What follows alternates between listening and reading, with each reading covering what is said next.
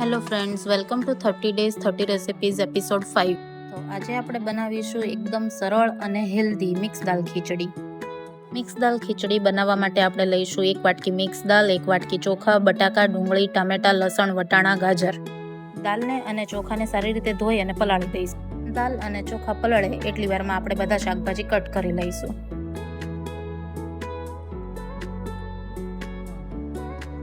હવે કુકરમાં 4 ગ્લાસ પાણી લઈ અને તેમાં બધી જ ખીચડી એડ કરી દઈએ અને તેમાં કટ કરેલા બધા શાકભાજી એડ કરી દેવાના છે.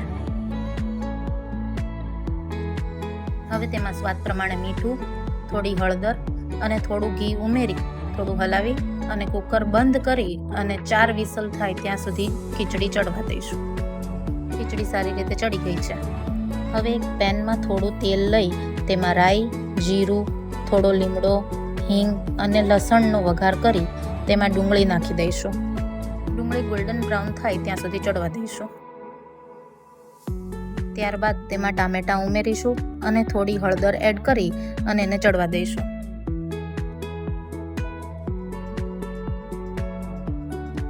ટામેટાં એકદમ સરસ ચડી ગયા છે.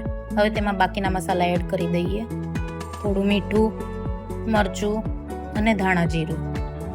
હવે તેને થોડી વાર બધા મસાલા એકદમ સરખી રીતે મિક્સ થાય ત્યાં સુધી ચડવા દઈએ. મસાલા એકદમ સરસ મિક્સ થઈ ગયા છે.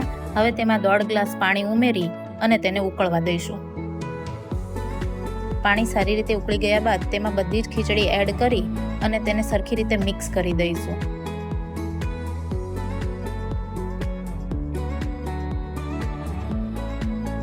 હવે તેમાં થોડું ઘી એડ કરીને ઢાંકણ ઢાંકીને ચડવા દઈશું.